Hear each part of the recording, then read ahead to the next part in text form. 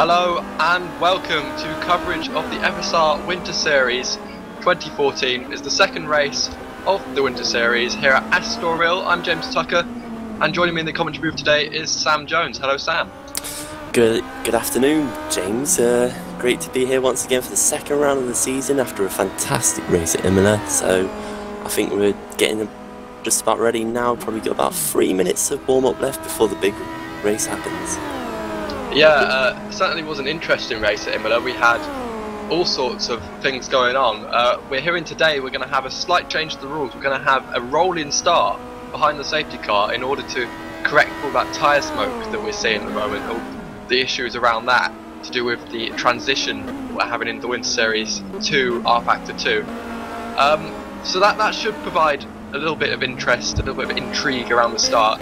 Hopefully less chaos, because yes, last week we only had 10 drivers finish out of I believe it was over 20 that started. Yeah, 25 starters and only 10 actually finished. 7 on the lead lap. Jiri Toman took the win, Jim Parisis was in second, and Martin Hodas finished in third. And it looks like today we could be seeing similar pace from Jiri Toman, who we're hearing is a wonder kid, only 16-year-old, the Czech.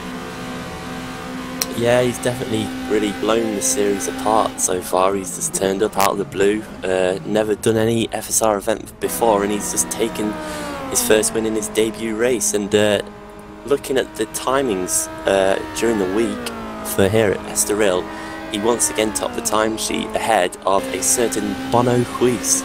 Although Bono did do a lot less laps than Jiri, and I'm sure he wasn't fully on his game. It's no doubt a big scalp to be ahead of. Yeah, definitely, it's very impressive from Jiri Toman, and he'll definitely be looking to improve on the championship lead he now holds after that win at Imola. The race at Estoril, perhaps a little bit more overtaking we might see today. There's a long straight down to turn 1, and with the rolling start, hopefully we should see more cars in the race, so we should see more action in the race today. And yeah, maybe less UFOs than last time, if you remember well. Yep, I remember Jaakko starting off very well.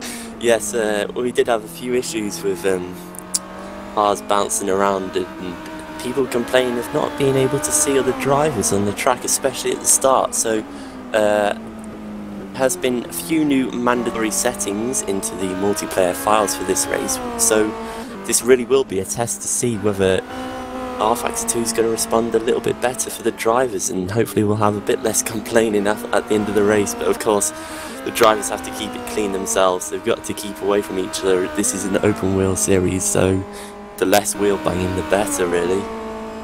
Yeah, as people were saying last time, a lot of debate going on YouTube whether it was R Factor 2, whether it was the drivers who weren't clean. Of course, today we want to hear your comments. Anything you say that's interesting and constructive, I'll make sure to try and read it out. As warm-up comes to a close now, and Patrick De Vit is fastest in this session by the looks of things, and Jiri Toman is in second. We'll get the grid for you when they roll out.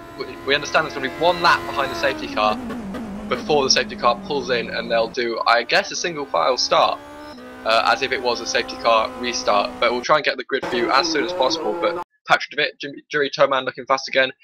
David Greco had, of course, an up and down race in Imola. You know, he started really well. He took the lead actually on the restart after that safety car, but he then fell back, perhaps after damage. He got T-boned by someone, as I remember. Yeah, I think you're probably right. I'm just, sorry, a little bit preoccupied and just checking out, see what's happening. The race, it's gone to a race session now, so we're just waiting for, I guess, the cars to come onto the grid, and I guess there'll be a safety car that appears in front of them. It's something a bit new to us here, so it'll be definitely interesting to see how it works. And yes, the safety car's there, and everyone's going into single file, so this is effectively the warm-up lap. Yeah, it's very new for us all of this Winter Series, isn't it? It was very new last time when the safety car suddenly appeared on track, and it's definitely uncharted territory for us commentators. I personally don't have live timing today, so I'm going to leave it to you, Sam, to run down the grid for us. Okay, so in first place, once again, it's the kid that everyone's been talking about, Jiri Toman, setting the fastest lap in qualifying, and just behind him is David Greco, with Jim Paresis in third, and our reigning Winter Series champion Patrick DeWitt in fourth. Then Marcel van der Linden, I don't believe he was in the first race at Imola, comes in fifth, just ahead of Steve Sock making his return. Matt Sentel, who's been very fast in the practice sessions, is in seventh, with Johnny Simon in eighth.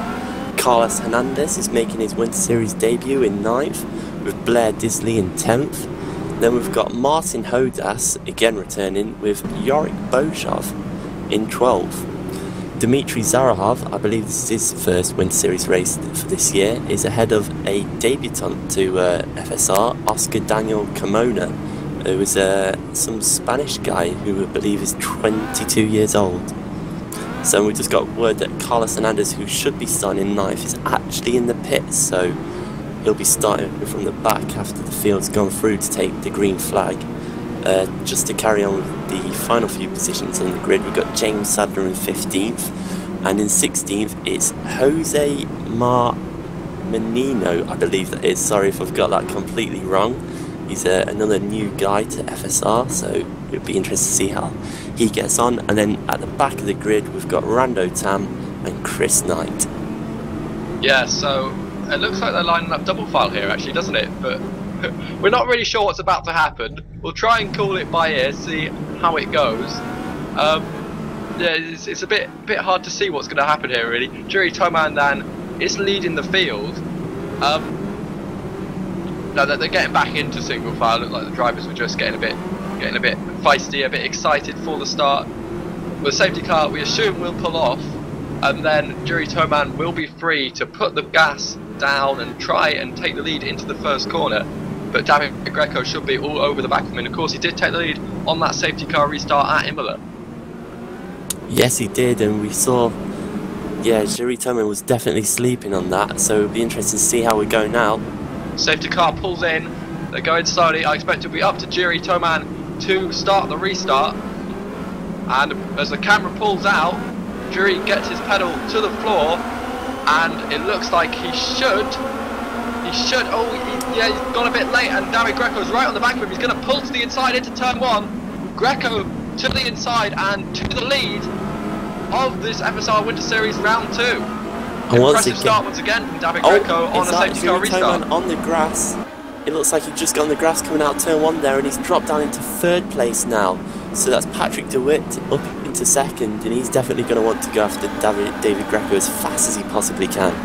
That's one thing that Juri Toman needs to improve, isn't it? That's 2 safety car restarts in a row where he hasn't started well. He's been sleeping a little bit and he's been caught out, and David Greco leads the field. Patrick DeWitt in 2nd, Juri Toman 3rd, Jim Paresis is in 4th place, Johnny Simon is in 5th, and Matt Sentil is in 6th. Yep, and so far I think only Chris Knight has had issues at the start. They came together with Oscar Daniel Carmona just coming around on turn 3, so a bit of issues for Chris Knight, but apart from that it's been pretty clean, I have to say.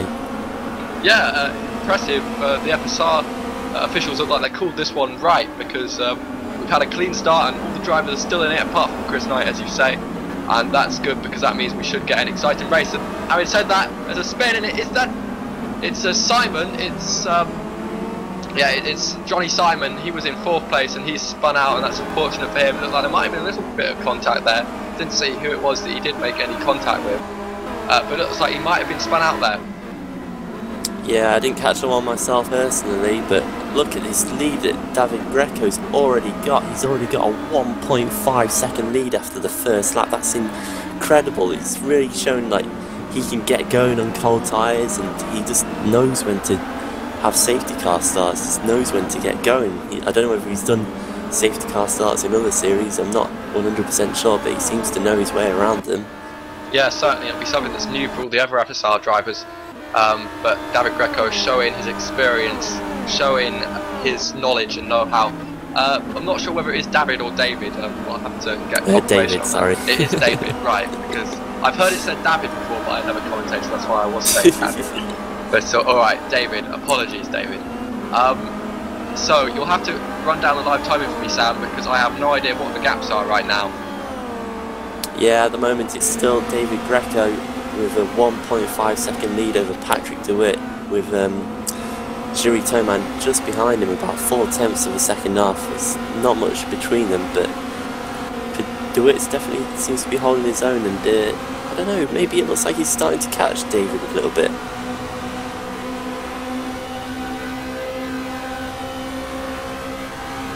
Yeah, it looks like Patrick DeWitt was fastest, of course, in that warm-up session for Patrick DeWitt, so it looks like he does have pace today.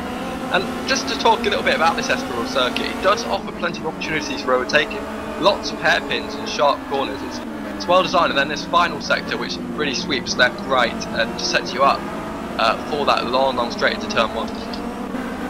Yeah, it's definitely the prime overtaking point of the track. The only other place I can think is on the back straight. You've got quite a tight left-hander at the end of that, which you could possibly outbrake someone from going from full speed in 6th gear down into 2nd. So they're really the two main overtaking points of this track, and I think it will be a bit easier than Imola, because Imola is very, very tight and very twisty.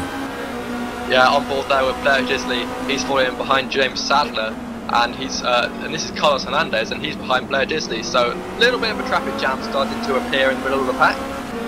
Yeah, looking at that, Carlos Hernandez, he definitely started from the pit lane, so that's not bad from Carlos here. He's already up into 11th and really taking the fight to James Sadler and Blair Disley. And I have to think where he could be right now if he didn't have to start from the pits. So, looking at the stream, yeah, we've got a bit of contact between Carlos Hernandez and Disley. I don't know where Blair's gone. He seems to have disappeared off my screen. I can't seem to find him. He's definitely dropped down the order. He's on the grass. Yeah, he's gone off the track, so a bit of a mistake there by Blair Disley, and Carlos Hernandez was very lucky not to get caught up in an accident there. So Blair Disley's down near the back of the grid with only Chris Knight behind him now, but we've still got everyone running in this race, so it's no one's had the unfortunate of having to retire yet, with James Sadler just coming out of the pits now, so perhaps a change of wing for him, because you don't need to make a pit stop in these Winter Series races. You've got enough fuel to run all the laps and the tyres should hold out, so there's no reason to pit. As we go back to the leaders now, David Greco, he's maintaining about a 1.2 second gap, to DeWitt, but DeWitt maybe catching a little bit, maybe just trying to close the gap, as Jiri Toman's definitely starting to drop off the pace. Yeah, apologies for leaving Sam a little bit to dry here, just suffering a few technical issues myself, as always it seems. But Patrick DeWitt certainly starting to pull away from Jiri Toman a little bit, and it looks like Jim Paresis is indeed going to make that pass pretty soon. It's not the hardest of circuits to overtake, because if you can get in that slipstream into turn 1, then you can make a move, like we saw David Greco do actually on the start. And look at that tyre smoke. Oh, Martin Hodas has just gone off the track. I think this is on the exit of turn 1. Martin Hodas has just gone wide, gone well on the grass, and he's lost the position to Jean Beauchamp, but he seems to have kept himself out of the wall. Sorry to cut across you there, James. Yeah, just talking about that tyre smoke, there's been a real problem for the drivers, isn't it? Because when it all puffs up in front of you like that, it's really hard to see, hard to guess your braking zone, and that was the problem on the start at Imola, where we saw a massive pile-up.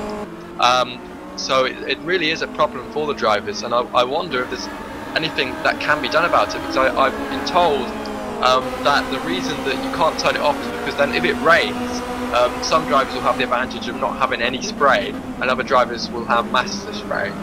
So that's the reason that it can't be turned off. So it's a tough issue, and it's something that we're going to have to sort out if FSR is going to make the transition over to R-Pack 2. Yeah, definitely. It's something that drivers have to look at, especially in the first lap. Apart from that, it's not too much of a problem, and we'll definitely see if it's a problem now for Johnny Simon, as he's all over the back of Dmitry Zarahov. As is that Jose's just gone wide. Jose Marmarino has gone wide, and I think he's spun on the track. So he's dropped 3 positions there. That's unfortunate for Jose. He's dropping right down the field now. Just it's really just to read a few of those YouTube comments. Pace says no crashes, I'm out of here. Hamilton fan says boring. You know, it really does appear that whenever there is crashes, all the people on YouTube complain and say FSR isn't ready for R Factor 2, and now there's been no crashes and they're all complaining. Well, just how we might not have crashes, but we've definitely got excitement here with this big battle that's going on between Dmitry Zarahov, Johnny Simon and Marcel van der Linden. The three of them are pretty much nose to tail. Van der Linden nearly went into the back. Simon going into turn 1 under braking. You have to be careful with the brakes in these cars. It's very easy to lock a tyre up, especially the inside tyre. If you start to turn the wheel a little bit, you'll easily lock it up. As Simon's definitely looking to try and get past Zarahov, but oh, he's just spun coming out. Oh, there's contact. Marcel van der Linden nowhere to go. He's just gone into the back of Johnny Simon as he just spun coming out of the turn there, the 180 degree left-hander at the end of the back straight, and Marcel van der Linden's unfortunately lost his front wing, so he's going to have to return to the pits, just limp round. You keep it on the track as oh, Blair Disley, massive crash, absolutely massive crash, unbelievable. And Marcel van der Linden piles right into the back of him as well. It's just going from bad to worse for Marcel van der Linden. I don't know how he's still got 4 tyres in his car. But yeah, unbelievably big crash with Blair Disley. I did notice at that corner, it's where the chicane usually is on this Estoril track, but the chicane's not there this year, so it's quite a fast right-hander that you can take in, I think, about a 3rd or 4th gear, and unfortunately there's no real runoff. Though we see it here now with David Greco, you can't see it too well, but there's no runoff on the outside of that corner. All it is a wall, and then it turns into a tyre barrier, and the tyre barrier sticks out, so if you hit the start of the tyre barrier, that's it, you've gone. You're just gonna, it's like hitting a concrete wall really. You're just going to come off it at a horrible angle, and that's unfortunately what happened to Blair Disley there, and Marcel van der Linden once again had nowhere to go, and he was just very fortunate to still be in this race, to be honest with you. At least we saw a little better car physics there. We didn't see any flying cars. Well, we did see Blair Disley get off the track. We didn't see any unrealistic flying cars, so that was good to see, I suppose. If we're looking at this Winter Series from a testing point of view, then it's good to see that the physics can hold up to big crashes like that. Meanwhile, it looks like there's some action on the track as Marcel van der Linden, having just come out the pits, having to get out of the way of lapping cars. And it looks like Patrick de Bit is catching up to David Greco. I think you'll have to confirm that on the live timing for me, Sam, but certainly the gap seems to be closing to the eye. Well, to be honest with you, to me it looks like it's 1.3 seconds, so the gap's actually gone out a little bit from where we last were, but it's fairly stable, so you definitely have to say that David Greco and Patrick do it a pretty equal on pace here. There's not much to choose between them. They're pretty much swapping tenths of a second per sector. Sometimes Patrick catches and sometimes he drops back a little bit, but Jerry Toman's definitely dropping off the pace, so he's got the speed for one lap here, but it doesn't quite look like he's got exactly the same speed as our 2 leaders. As I believe Jose Marmarino coming into the pits, he's lost his front wing, didn't catch what happened there, but he's pitting now, so he's going to fall a lap down as well. Yeah, perhaps the experience of David Greco and Patrick de Bit, the FSR experience anyway, is starting to come to the fore here over Jerry Toman, the inexperienced 16-year-old who put in that impressive display in Imola to win, and he is the current championship leader still. And David Greco, of course, didn't have the best of races in Imola. He only finished 4th, so if Jerry Toman can keep this position, he will continue to be the championship leader. But of course, there's a long way to go. 45 minutes this race will last. We're currently on the 11th minute only, so plenty of time for developments to happen. And especially this top 3 looks poised. Any little fluctuation in speed from one of these drivers will cause them to come together and will cause battles on the track. That's always good to see. No drivers really running away with it yet. No, the field's starting to look a little bit spread out. I think we've still got a few close battles with Jarek Boshov, with Martin Hodas behind him, the recovering Martin Hodas, after having a little excursion off track, but he's still holding in there strong, and maybe Steve Sock and Matt Sentel in 5th and 6th as well, pretty close together. But other than that, the field is looking a little bit spread out at the moment. As we're on board with Martin Hodas at the moment, right behind Jorik Bojov, coming around these final couple of corners. This long final right-hander just seems to go on forever, and really in the middle of it you are waiting a bit, and then you can get the power down coming off, and he's just got a full blast along the straights. It looked like Martin was right on the back of there, and suddenly the gap spread out a little bit. Yeah, that's what could happen, can't it? Because the dirty air around fast corners can often be a problem when it leads onto a long straight. You see it often at the old French Grand Prix. Remember Magny Cours? Yes. There was a very long winding corner like that right before a long straight, and that causes the dirty air to slow down the car behind, and can often mean that the overtaking opportunity of the long straight and the tight corner after it go unused because of that long corner beforehand, causing the driver behind to just run into problems. So that's an interesting design of the Estoril circuit. Of course, what's much better is to have a slow corner before a long straight, and then it's possible to follow, really get up behind another driver, and then catch the slipstream and pass. If you were designing a track, although Estoril, oh look at that, a big opposite lock there from Martin Hodas. Well saved actually, but that means that Bushova has managed to get away from him a fair bit now. Yeah, just an update on the front. Patrick DeWitt had closed the gap down to 0.9 seconds, but it's now gone back up to a full second, so he is creeping in bit by bit on David Greco. You'd have to say they're pretty closely matched at the moment.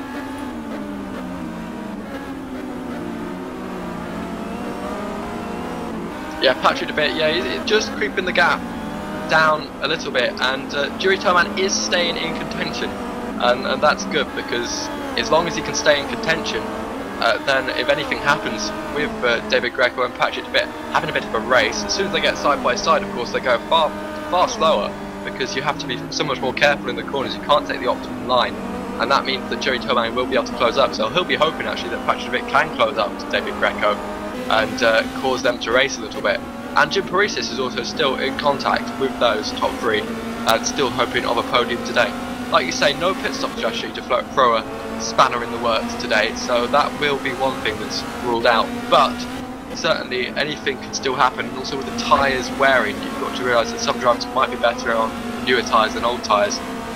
Even though they will last the full distance, some drivers' driving styles might be more suited to a car. Martin Hodas has just gone off the track. He's dropped out from 8th position now. He's fallen behind Carlos Hernandez. He looks like he's it earlier on in the. We did see him struggling, didn't we? We did see him in trouble a little bit there earlier.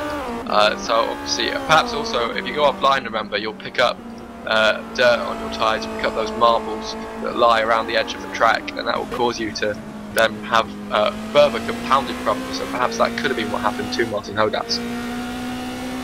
Yeah, just trying to see what happened to him. Yeah, can't really see anything. Don't know what went wrong, but he's back in the race now, still in 9th position. So that's a second excursion off the track for him. So he's definitely got decent pace, just perhaps not the consistency and the got really down with the mod yet, so he's still making a few mistakes here and there, just trying to push and catch up with the guy in front, but so far it's cost him quite a few positions. Yeah, he did manage third last time out, Martin Hodas. He was on the podium at Imola, so he himself will have some fledgling championship aspirations here today. What's going on here? Juri Toman's dropped into 4th position. Just seen on the live timing that Juri Toman's dropped into 4th, so Jim Paresis has got past him. I don't know when this has happened.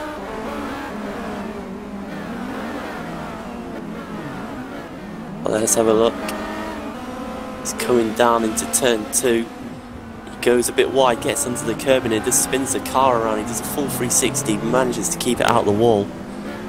So that's unfortunate for Juri Toman. He's definitely just got on the curb and on the outside. That's the issue with these curbs. I've noticed that if you get on the a couple of wheels on the outside of them just a little bit too much, it does cause the car to spin around quite easily, so you have to be extra careful. As DeWitt's dropped back now from David Greco. It's nearly 2 seconds the gap. Yeah, just reading the YouTube comments, we've got some people expressing the opinion that it would be better to race with F1 2013 than R Factor 2. Now, I'm not sure that's a little bit of an extreme opinion. I myself own a copy of F1 2013, and I can tell you it's not the most realistic of simulators that there is on the market. I mean, anything that I can drive surely can't be particularly realistic. But we get other people saying that R Factor 2 is still in development. Do you really expect R Factor 2 to be perfect straight out of the box? And besides, as much as we all love R Factor 1, at some point we have to move on. We can't use the same platform forever. I'm sure many others will echo those sentiments. It's about getting R Factor 2 ready, and this winter series is about seeing whether it will be ready. And so far today we've had much less problems than we did have in Imola. It's been not quite so bad, and the tyre smoke's still an issue, of course, and we don't know yet. We want to talk to a driver perhaps about how that multiplayer issue was that they supposedly might have improved upon. But so far today we've seen a bit better racing, a bit more side-by-side action, and certainly less drivers taking each other out because they can't see each other. Yeah, I can't really comment on any crazy accidents. I haven't seen anything like that so far, which is always a plus, which really is the main thing, to be honest. You can run a series with tyre smoke, you can get used to that, it's not too hard. I'm saying that I'm sitting here in the commentary booth commentating on the race, not out there driving.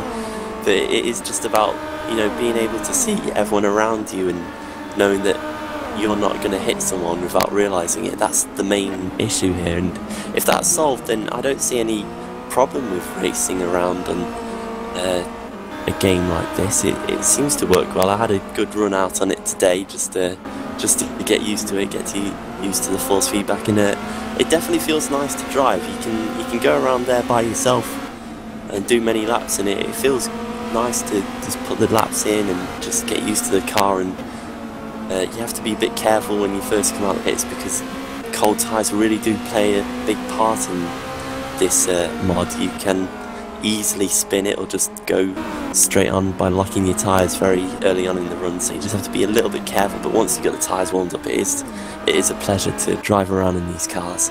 And that's interesting, because you said earlier about David Greco and about how well he adapted to the safety car, how quickly he seemed to get on the pace after the safety car, both in Imola and today at Estoril. So it's definitely a talent then that David Greco has and has brought to this FSR Winter Series on R Factor 2. So that's impressive. That's interesting that you say that, Sam. Yeah.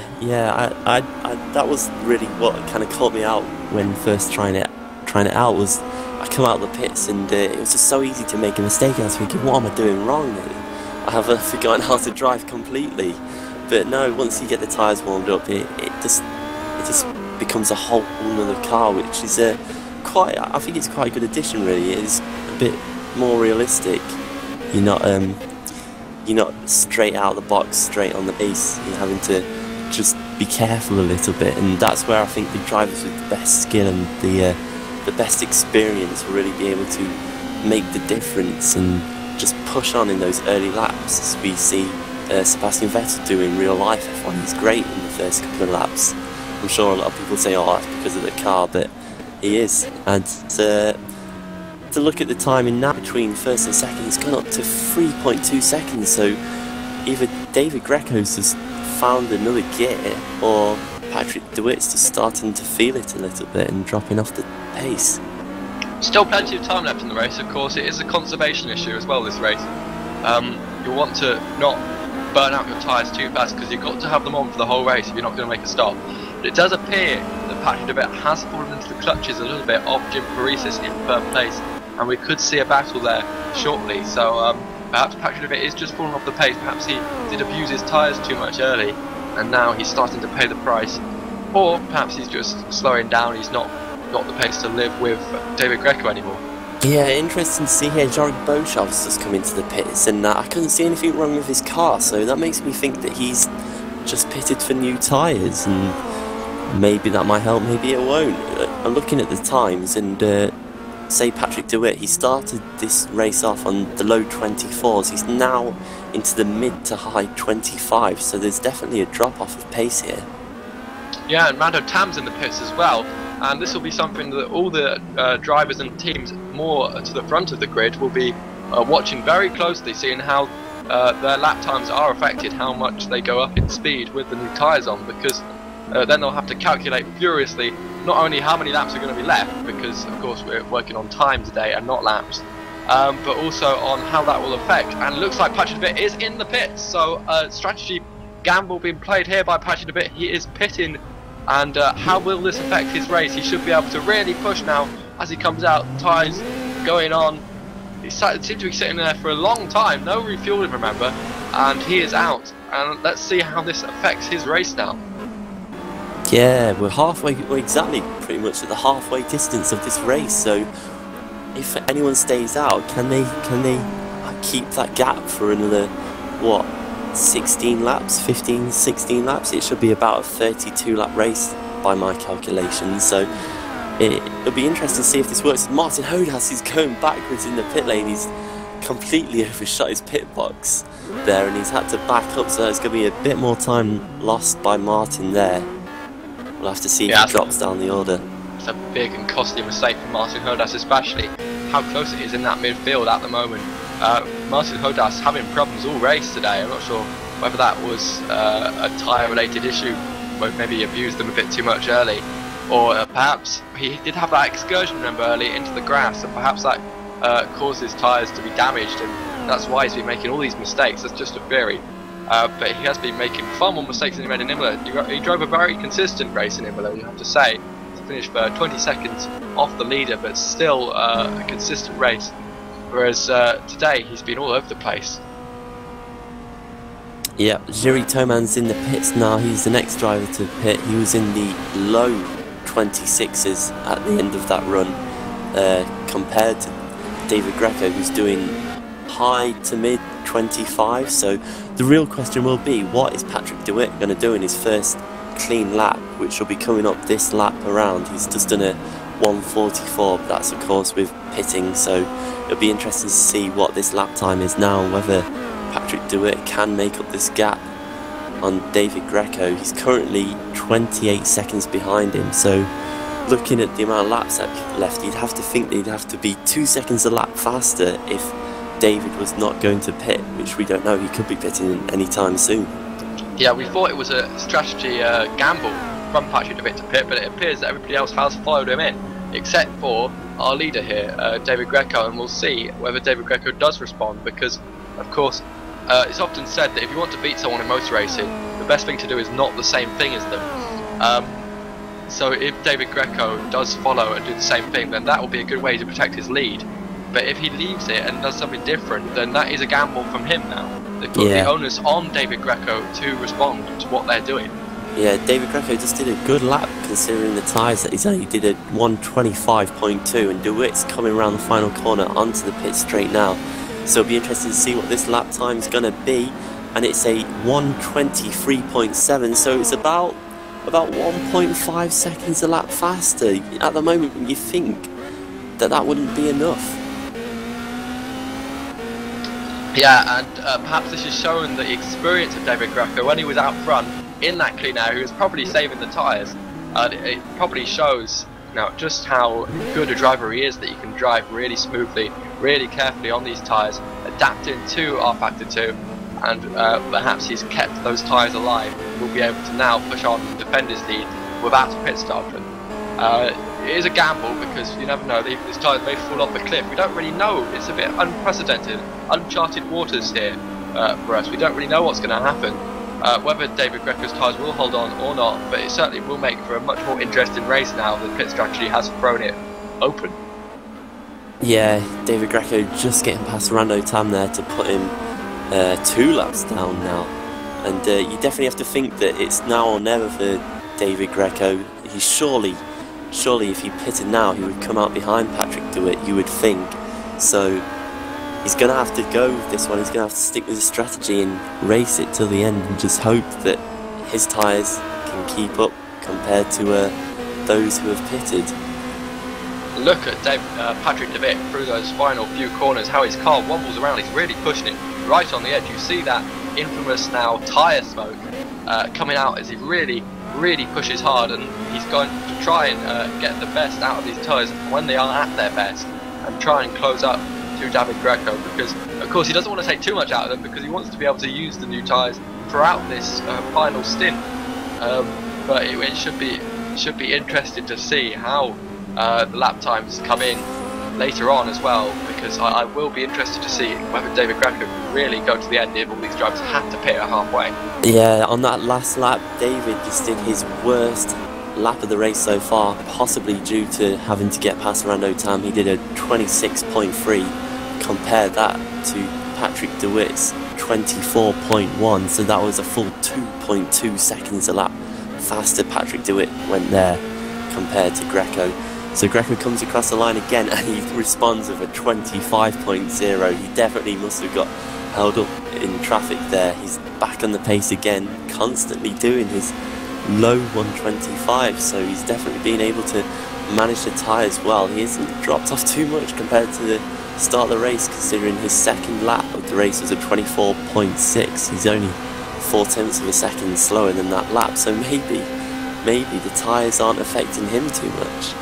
Yeah, very impressive from David Greco today. Incredible how he's managed to manage the tyres from right at the start. When he was right on the gas early, he was faster than everyone on that restart. He was more alive, he was more aware of the tyres, and getting warm, getting ahead on the restart, or on the start even, safety car start. And since then he's managed the tyres to perfection, and an excellent race so far from David Greco, but there still could be more to come. Of course, we don't know how they're going to react. It's completely unknown right now, as we watch with Patrick de Witt as he goes down the back straight. It's a quick corner there, isn't it? It's interesting, that kink in the straight, because it's nothing to the drivers. You can go through it flat out, it's absolutely no problem, but it can create an interesting sort of scenario when you're going for an overtake. I'm not really sure. I guess it's there to accommodate the pit lane there. Yeah, I guess it's to really just give the paddock a bit more space. It's a little bit like Catalonia if you think about it. It's like a smaller version of Catalonia. Yeah, it is. It's a very similar track, isn't it? With the long back straight and the long front straight. But it's just interesting how this track seems to try and make the most out of a small amount of space it's been given. How it constantly cuts back on itself, and it's a really interesting motor racing circuit in that way, because it's really packed into a very small amount of space, but it's still pretty long, the amount of space that it actually occupies. Yeah, and I find it's very much a kind of a MotoGP track, I like to call it. I think that's very accurate. Very long corners, really. That in one of these open wheel cars, they do feel like they're going on for a little bit too long, and you just want to get back on the power and just get on with it, really push through the corners. But you just have to be patient and just wait that little bit longer before you get onto full power, because you really do have to be careful on this track with the curbing on the outside of the corners. As I stated earlier, that if you run a bit too wide on them, they're just going to spit you off, and you're going to be going straight across the track into the wall, and that'll be your day done. Interesting comment on YouTube from David Dominguez. He says de Witt will need to pit 50 times. What did he say? He said he'll need to have 10 stops per race with the F1 tyres. So obviously these tyres are meant to last longer, and David Greco is using. I mean, we all expected them to last the entirety of the race, so perhaps the other drivers have just been too abusive on them. And Patrick de Witt certainly appears to have been too abusive, and as we watched him, he was really pushing hard. Actually, my live timing is showing, well, my equivalent of live timing, I just have the positions, is showing him down in 5th right now. I wonder what's happened there. To who, sorry?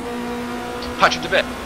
I don't know about that, but a big thing that's happening on the track right now is Jim Parisis is suddenly half a second behind David Greco.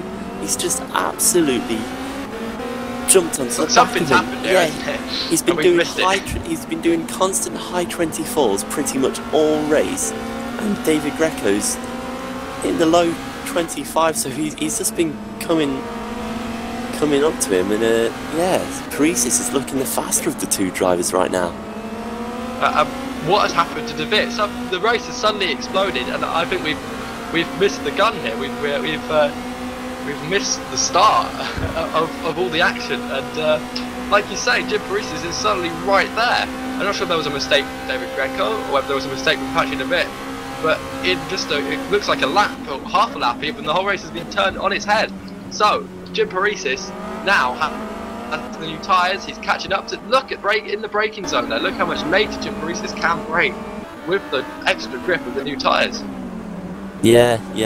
Just quickly referring back to Patrick De Vit, he's still doing low 24, so he's catching on the leaders, but not as much as you'd want him to be if he wanted to get into a winning opportunity in this race. He's not going to catch the leaders, to be honest with you. That pit stop by De Vit was perhaps a mistake.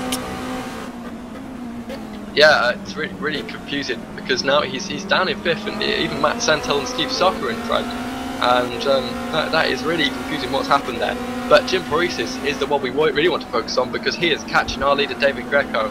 He seems to have slowed up a little bit, and we've had comments actually about the dirty air in our Factor 2 about how it's quite strong, and if he caught up that fast and now he's kind of static about a second behind, looks like. You'll have to give me the exact time gap, Sam. Then that's quite interesting. How perhaps the dirty air is affecting Jim Paresis. Yeah, he caught up to the back of Greco very, very fast, and now it's kind of settled around this 0.7 of a second mark.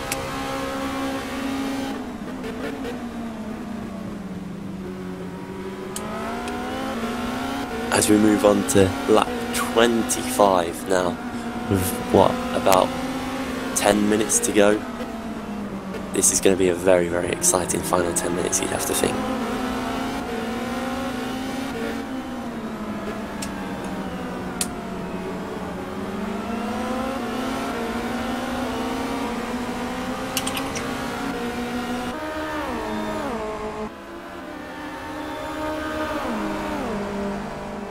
So, as we continue to watch this exciting lead battle, you'd have to think, can Paresis do anything about Greco? They're basically running the same setup as it is. Fixed setups in this series. There's only a few minor adjustments that you can change to the steering lock and the brake bias, and I think a little bit to the downforce as well, but not too much. So these guys are in equal cars, and it comes down to the drivers and how they've managed their tyres and how they'll be able to survive these final 10 minutes.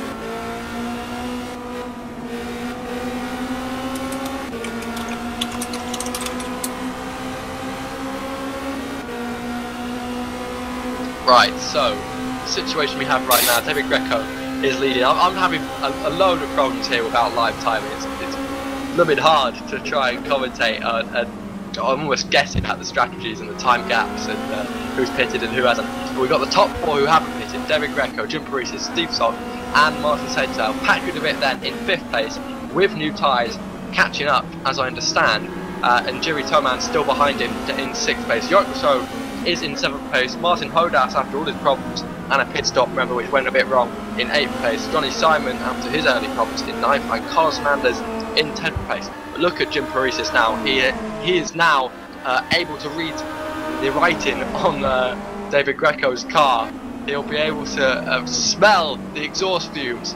Well, if it was real, he would be able to smell the exhaust fumes of David Greco.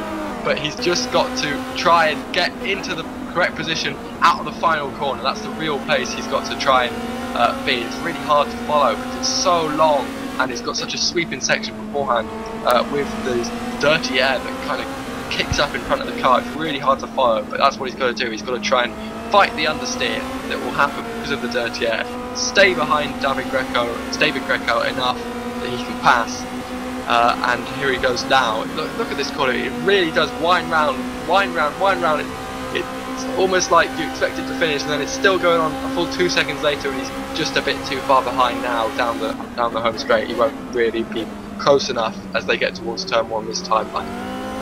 Yeah, just pointed out there by Jaakko, our cameraman, who was just saying that Jim Paresis is hitting the limiter, and absolutely down the final, just the final few hundred meters of the long front straight. He is hitting, I believe it's 169 miles an hour. I'm not entirely sure what that is in metrics, but he is hitting 169 miles an hour, and it does seem to settle out along there, and that's it. He doesn't really go anywhere. He's looking on the inside of Greco there into the left-hander at the end of the back straight, so Paresis is all over the back of Greco now. We've definitely got a race on our hands. He's fast, isn't he, in the first sector, and he closes up down the home straight, but not enough to be able to pass. And it's just about this final sector where David Greco seems to really make the time up, and that's really intelligent driving from him, because he knows the final sector is where he needs to be fast. That's where he needs to be able to get away from Jim Paresis. And he's doing it brilliantly at the moment, David Greco. Still don't know how Jim Paresis made up all that time so quickly, because he was a fair few seconds back, wasn't he? Yeah, I think he just went into the radar, to be honest. I think he just went into the radar. I looked at his lap times, and yeah, he's doing about 5 tenths of a second laps faster after everyone else pitted and the two of them stayed out. He just suddenly seemed to, well, he didn't really up his game because he just remained at the same kind of lap times, but Greco just slightly kind of dropped back from the lap times that he was doing. So Greco probably suffering with these tyres a little bit more than Paresis. Yeah, and that's the problem, that when just one commentator has the live timing, the thing is often we can cover for each other. If one of us misses something, then the other will pick it up, but we haven't been able to do that today. That's probably why Jim Paresis flew under the radar so much there. I just saw a lot of tyre smoke being kicked up by Steve Sock. Just going to get a replay of that into turn number 1. Oh yeah, big spin from Steve Sock indeed, and he's lost 3rd position. He's actually down to looks like 7th position now, Steve Sock, and he just got on the power too early there out of turn 1, didn't he? Just a bit too eager, and he of course is on the old tyres. He'll have much less grip, and now he'll be completely stuffed because he's around people that do have new tyres. So his day's just gone from alright to bad to even worse. Yeah, it's unlucky for Steve there. He was definitely doing a good job. He hasn't really made a mistake all day, and it is difficult that first corner because you do come out of it and you feel like you've got the car straightened out and you're just avoiding the curb on the outside. You put the power down and that's it, you've gone over to the inside. Just to interrupt there, look at Patrick De Bit, how hard he's pushing. He went on the dirt there. Looked like, I didn't quite see what corner it was, but it could have been in the past sweeping final section, and he lost a place actually to Jiri Toman. So Patrick De Bit is now down into 5th position. He had momentarily gone up to 4th because of problems for Steve Sock, but now he's fallen back down to 5th, and Jiri Toman is up into 4th. Now Jiri Toman looks like he's catching actually 3rd place Matt Sentel, but neither of them are making much inroads into the lead of David Greco, keep making that mistake, and Jim Paresis, who are solidly out front. It looks like these two are going to battle for the win today. Yeah, just an update quickly on Carlos Hernandez, who was in 9th place. Unfortunately, he seemed to have just disappeared in the final sector, probably a disconnect, so that's his day done, unfortunately, for Carlos Hernandez, who did have a great start after having to start from the pit lane. And looking at our leaders, it looks like Greco's just edged the gap out a little bit more. Paresis down to 9 tenths of a second behind now, so Greco may be managing the gap as he did with DeWitt at the start of the race. Patrick DeWitt is driving so aggressively, isn't he? Look at it, and down the back straight into the corner at the hairpin at the end of the back straight. Look how he kind of sweeps to the left before he turns right even. He's really driving right on the edge, and that's probably what's destroying his tyres, to be quite honest. It's a pretty fast way to drive, but it's also dangerous, as we've seen with him going off, and also hard on the tyres. So Patrick a bit very aggressive. David Dominguez, my brain's full of Davids today, says yes, braking hard and fast and aggressive steering, liking our factor 1, won't work so well here. Just confirming what Estevico says, you don't have to drive slow to save tyres, just drive smooth, not destroying the tyres in every corner, and that's exactly what Patrick DeWitt appears to be doing. It appears we're going to have a battle for the 3rd place though, because Jiri Toman has caught up to Matt Sentel in 3rd. With only 3 minutes remaining in this race, it looks like it could be on the podium position for Jiri Toman, which he'll want to try and defend his championship lead. Yeah, Sentel's been doing consistent low 125, so he's looked after his tyres, and Jiri Toman, who of course pitted earlier, has been down in the low to mid 24s, so Toman's definitely got a good half a second at least of a speed differential between him and Sentel, so you would expect Toman to be able to find a way past, but again, he's going to be in this dirty end. That's where he may struggle just a little bit, so it'll be interesting to see if he can do it. But of course, there's only 3 minutes left to go, so that's surely going to equate to about 2 laps across the line now. Well, we've certainly seen this dirty air play at Park today. We've seen drivers really close up, and then, like Jim Paresis today, he just hasn't been able to make inroads. Once he gets to that almost invisible wall behind David Greco, he just can't get any closer. And it is really due to the design of the track more than anything, because of the best overtaking opportunities right after a fast twisty section. That's not the way to go if you want to create overtaking in an open wheel type race like this. You really need slow corners before an overtaking opportunity, and that's why you'd think the back straight actually would be the best place to pass. But the problem is he's just never close enough, it appears, going onto the back straight to be able to pick up that slipstream and try and get past David Greco. David Greco does appear to have a lot of drive off the corner as well, doesn't he? It appears that's why his car's really strong. Yeah, he's looking good at the moment. I haven't seen him set a wheel wrong all day, and that's really what makes him such a great driver. He's just being able to like absorb all this pressure. He's a super sponge, you'd have to say, and he's surely gonna be coming on to maybe, yes, surely the final lap of the race now, because we're into the 44th of 45 minutes, so you'd have to expect the checker flag's going to come out at the end of this lap. So this is Paresis' final chance. You'd have to think down the back straight he's got to try and get on the back of Greco and make a move, but yeah, again, I don't really know whether this is whether when they cross the line now that was 44 minutes exactly, in which case they've probably got time for another lap, haven't they? Or whether it was 44 minutes and 40 seconds. No, because I'm guessing once the timer hits 45, that's it, isn't it? Yeah, yeah. So, and the lap time, I don't know whether when it hits 45. I don't really know, what the timer's doing right now. But well, I'm pretty certain this is going to be the final lap. Oh, I know. It's hard to know whether when it hits 45. That means that it's you know how sometimes there won't be a 0 minute on these things. It'll start off on the first minute. But anyway, if we're certain it's going to be the final lap, then this should be the final lap. And as you say, the final chance for Jim Paresis to make a pass on David Greco. It's now or never for Jim Paresis to try and win this race at Estoril. He's probably going to have one more chance, because into this final sector it's really hard to pass with these twisty corners. He's spun it, he's coming around the final corner, he's just gotten the power too much, trying to push, and he's spun. That's a real big shame for Jim Paresis, pushing too hard, and it will be interesting to see now what position he comes back in, whether he'll be able to defend. Well, David Greco's won the race, he's won the race, crossed the line to take the checker flag, and Paresis does come home in second as well. So he gave it all his might. He didn't lose anything out of it apart from a bit of time, but a great win for Greco. Yeah, he had the gap to try that, didn't he, Jim Paresis? Because if he just managed to get on the power far earlier than David Greco, and if it had just managed to stick for him, then he might have been able to get in the slipstream and pass before the line. Didn't work out, but it didn't matter because he had a nice buffer behind him to Matt Sentel, who gets an excellent third place, you have to say.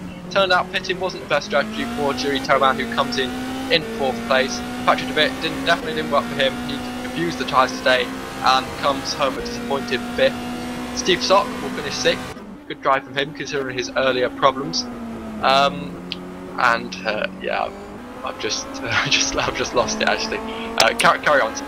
Well, Jarek Boshoff coming around the final corner now. It looks like, yep, coming down the pit straight to take 7th place.